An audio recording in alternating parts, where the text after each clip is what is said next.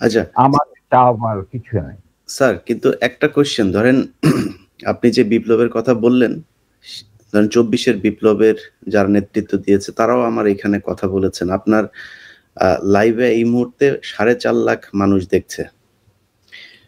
এবং আমি কমেন্টগুলো পড়ছিলাম। আমি বুঝার চেষ্টা করছিলাম যে আসলে কি। আমার মনে হয় এ পর্যন্ত কয়েক লাখ কমেন্টের মধ্যে বোধহয় ১০ টা কমেন্ট পড়েছে আপনাকে গালি দিয়েছে বা আমাকে গালি দিয়েছে। এত জনপ্রিয় একজন মানুষ, আপনি দেশ থেকে চলে যেতে হলো কেন স্যার? সেই কাহিনীতে এই মুহূর্তে যাওয়া ঠিক হবে কি? মাফ করে দিয়েছি। জিয়া রহমান আমাদেরই একজন ছিলেন। আচ্ছা, to be frank with you, উনি কোরআন শপথ নিয়ে আমাদের সাথে কাজ করতে রাজি ছিলেন, কিন্তু পরবর্তী পর্যায়ে তিনি তার নিয়ত থেকে সরে আসেন।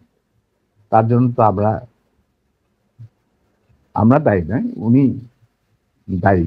এবং যদি ভালো করে থাকেন সেটা প্রাপ্য তিনি হয়তো পেয়েছেন, যদি খারাপ করে থাকেন সেটা আমাদের সাথে না চলায় যদি তার কিছু খারাপ হয়ে থাকে তার জন্য তো আমরা দায়ী নই। তবে হ্যাঁ, একটা সময়ে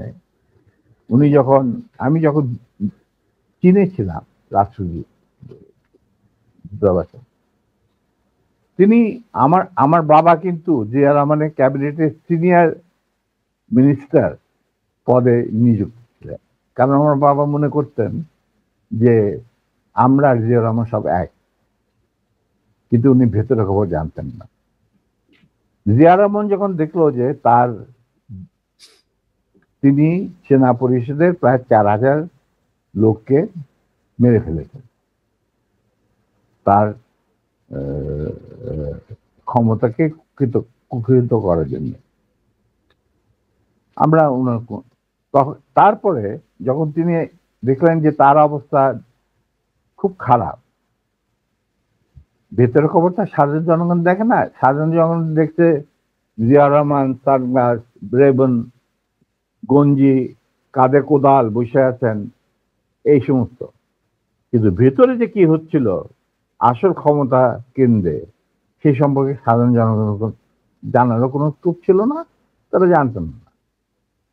সেখানে তার অবস্থা ছিল নরবলে, কারণ ওইখানে তিনি ডিভাইড এন্ড রুল নীতি প্রয়োগ করেছিলেন, যেটা খুবই মারাত্মক একটা হুমকি ছিল তার জন্য, তিনি হয়তো বুঝতে পারেন নাই। তিনি যখন রাষ্ট্রীয় সফরে আসেন, আমার বাবাকে deputy head of the delegation করে নিয়ে আসলেন এবং আমাকে বললেন যে let us forget and forgive, তোমরা আমাদের পাশে দাঁড়া।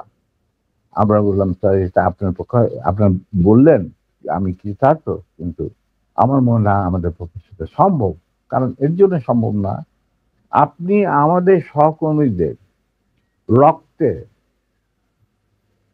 যে রক্তক্ষরণ ঘটিয়েছেন, সেই রক্ত মারিয়ে আপনার পাশে যদি গিয়ে দাঁড়ায়, প্রথম গুলিটা আমাকেই যেতে হবে, মুনাফেক হিসাবে।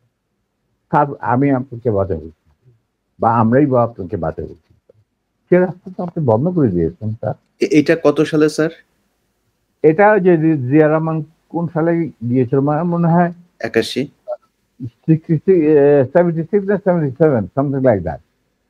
ওই যে ওনার একটাই রাষ্ট্রীয় সফর ছিল চীনে, এটা তুমি দেখে নিতে পারো, আমার বইতে লেখা আছে সবকিছু। আচ্ছা, 77 বলতে। এবং তার সাথে যে আমার কি ডায়ালগ হয়েছে 1 to 1,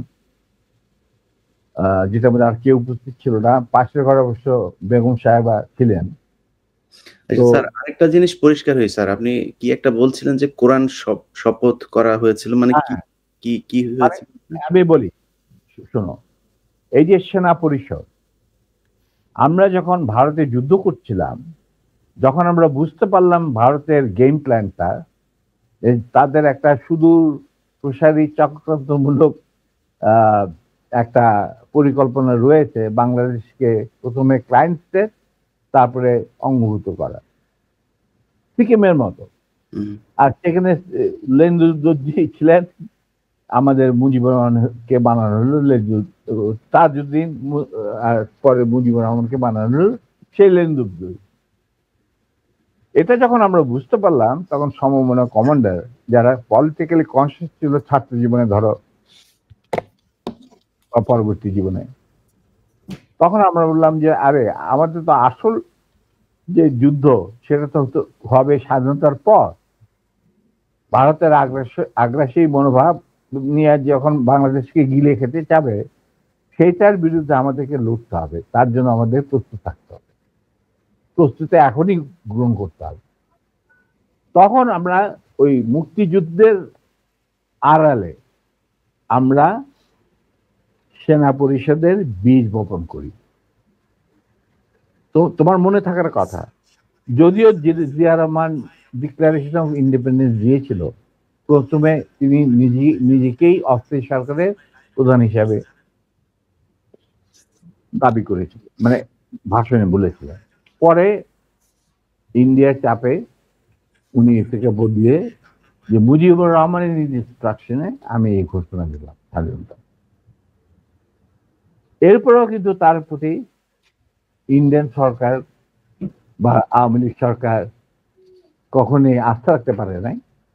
তারা তাকে সেক্টর কমান্ডারের অবস্থান থেকে সরিয়ে এনে হেডকোয়ার্টার দাম করে এক সেফ হাউসে, মানে আমাদের কিছু সেফ হাউস ছিল যেখানে আমরা থাকতাম বা আমাদের সাথীরা সুজাত কল্যাণীতে, মানে এই প্রভাব অফ ক্যালকাটা একটা বাড়িতে ওনাকে না নিষ্ক্রিয় করে রাখা হতো। তখন কেউ জিয়া রহমানের আশেপাশে যায়, কারণ উনি ভারতের চক্ষুষু, উনি আওয়ামী লীগের চক্ষুষু, তো কে যাবে ওনার সাথে দেখা করতে? তখন কিন্তু আমি, কারণ আমি জিয়া রহমানকে অনেক আগে চিনি, পাকিস্তান আমল থেকে একসাথে কাজও করেছি। যাই হোক, আমি গিয়ে ওনার সাথে যোগাযোগ করি এবং তাকে বুঝাই যে স্যার আপনি ধৈর্য ধরুন, আমরা আপনাকে সহজে হারাবো না। তখন আস্তে আস্তে আমরা তাকে বলি যে আপনি এরকম আসল উদ্দেশ্য যে ভারতের, সেটাকে বানচাল করার জন্য এখন থেকে আমরা প্রস্তুতি নিচ্ছি। আপনি কি আমাদের সাথে থাকবেন কি থাকবেন না সেটা আমাদের তরফ থেকে আমাকে পাঠানো হয়েছে জানার জন্য, কারণ আমি আপনার কাছে সবচেয়ে ক্লোজ ছিলাম পাকিস্তান আর্মি, সবাই জানে। আচ্ছা, উনি বললেন কি তোমাদের কর্মসূচি? তখন আমি তাকে আমাদের কর্মসূচি দিলাম, যেটা 25 বছরের একটা কর্মসূচি ছিল ইলিয়াস। তুমি যদি এই কর্মসূচিটা পড়ে, এই কর্মসূচিটা আমরা তৈরি করেছিলাম বিভিন্ন সেক্টরের মুক্তিযোদ্ধা এবং অন্যান্য সাধারণ জনগণের আশা আকাঙ্ক্ষার পরিপ্রেক্ষিতে। সে কর্মসূচিটা পড়ার পর উনি এটাকে মেনে নেন। তো আমি বললাম যে স্যার আমাদের সমস্যাটা হচ্ছে আমরা সবাই প্রায় সমবয়সী, আমাদের একজন সিনিয়র অফিসার দরকার যাকে আমরা ট্রাস্ট করতে পারি, তাকে আমরা কেন্দ্র করে এগিয়ে যেতে চাই এই সেনা পরিষদের কর্মসূচি বাস্তবায়নের জন্য। স্বাধীনতার পর, স্বাধীনতা যুদ্ধ তো করবোই, তার পর এই কর্মসূচি আমরা বাস্তবায়ন করব অন্যান্য সমমনা দেশপ্রেমিকদের সঙ্গে নিয়ে। তখন উনি এটা খুব কেয়ারফুলি আমাদের কর্মসূচি পড়লেন। তারপরে আমি একদিন গেলাম, উনি বললেন যে আমি পড়লাম, আমি সম্পূর্ণভাবে একমত। স্বাধীন বাংলাদেশকে একটা সুখী সমৃদ্ধ আত্মনির্ভরশীল এবং আমাদের সংস্কৃতির ভিত্তিতে নতুন বাংলাদেশ গঠন করার জন্য এর চেয়ে ভালো কোন রকম কর্মসূচি হতে পারে না। আমরা ধাপে ধাপে এটাকে কার্যকারী করব। তখন আমি বললাম তাহলে কি আপনি আমাদের সাথে কাজ করতে রাজি আছেন? আমরা আপনাকেই আগে রেখে আমরা কাজ করতে চান, কারণ you are the senior most, এবং আপনি একজন সৎ ব্যক্তি। উনি সৎ ছিলেন ব্যক্তিগতভাবে। আর তবে আপনার সমস্যা হচ্ছে আপনি বাংলা জানেনও না, বাংলা বলতে পারেন না, লিখতে পারেন না। আপনি সারা জীবন পাকিস্তানে বড় হয়েছেন, ওখান থেকে আর্মি করতে গেছেন। That's not a problem. আমরা রয়েছি আপনার গ্রাউন্ড ওয়ার্ক করার। আপনি যদি রাজি থাকেন তাহলে আমরা একসাথে কাজ করতে, আপনাকে সামনে রেখে আমরা কাজ করতে রাজি, এগিয়ে যাবে, সেনা পরিষদ এগিয়ে যাবে কাজ। তখন বললেন যে আমি রাজি। তখন বললেন যে স্যার, আমাদের সাংগঠনিক বিধান অনুযায়ী আপনাকে একটা কোরআন শপথ নিতে হবে, যে কোরআন ধরে আপনি বলবেন যে আমি এই কর্মসূচি ভিত্তিক কর্মকাণ্ড, সেনা পরিষদের কর্মকাণ্ড পরিচালনা করার জন্য শীর্ষ নেতা হিসেবে যোগ দিতে রাজি আছে। উনি উজু করে আসলেন, কোরআন শরীফ রাখা হলো, তার উপর হাত রাখলেন, আমিও ওর হাতের উপর হাত রাখলাম, তারপরে এই শপথ উনি নিলেন। তবে একটা শর্ত থাকতো ওনার তরফ, যে যতদিন পর্যন্ত রাষ্ট্রীয় ক্ষমতায় আমরা না যেতে পারবো, ততদিন পর্যন্ত সেনা পরিষদের সাথে আমার যে কোনো সম্পর্ক আছে সেটা প্রকাশিত করা যাবে না। আমরা আমরা সবাই পরামর্শের মাধ্যমে বললো শুধু তুমি আর নূর, এই দুজনের পারমিশন থাকবে আমার সাথে যে কোনো সময় যে কোনো অবস্থায় যোগাযোগ করার। আমি বললাম আমাদের খুব বেশি যোগাযোগ করার দরকার হবে না, তবে প্রয়োজন মতো নিত্য বেসিসে আমরা দুজনেই আপনার সাথে যোগাযোগ করি। তাও তার বাসায় অফিসে না। এই হলো কথা। তার মানে স্যার, সেই শপথ তো আপনি রাখলেন না। আপনি মনে করলেন যে আমাদের বিদেশে এসে এই ছিড়ায় ছেটায় আপনার আন্ডারেই, সরকারের আন্ডারে থাকবো আমরা বিভিন্ন দূতাবাসে। আপনি আপনার যাদেরকে আপনি বিশ্বাসযোগ্য মনে করেন তাদের নিয়ে আপনি রাষ্ট্র চালাচ্ছেন, চালান। আমরা তো কোনো রকম বিরোধিতা করি নাই, আপনার করবো। আজ আপনি আমার বাবার সামনে বলছেন যে তোমরা let us forget and forgive and start afresh. রাজনীতিতে বা রাজনীতি হলো দাবা খেলা। দাবা খেলায় একটা চাল দিয়ে চাল আবার পিছনে নেওয়া যায় না। চালের আগে আপনাকে চিন্তা করতে হয়, এটা একবার চাল দেওয়ার পর আর সেটাকে ফেরত নেওয়া যায় না। আপনি how can we start A fresh? এটা সম্ভব নয়। এইভাবে আমাদের মিটিং শেষ হয়ে যায়। আপনাদের ওই 25 বছরের পরিকল্পনাতেই কি শেখ মুজিবকে ক্ষমতাচ্যুত করার পরিকল্পনা ছিল? অবশ্যই।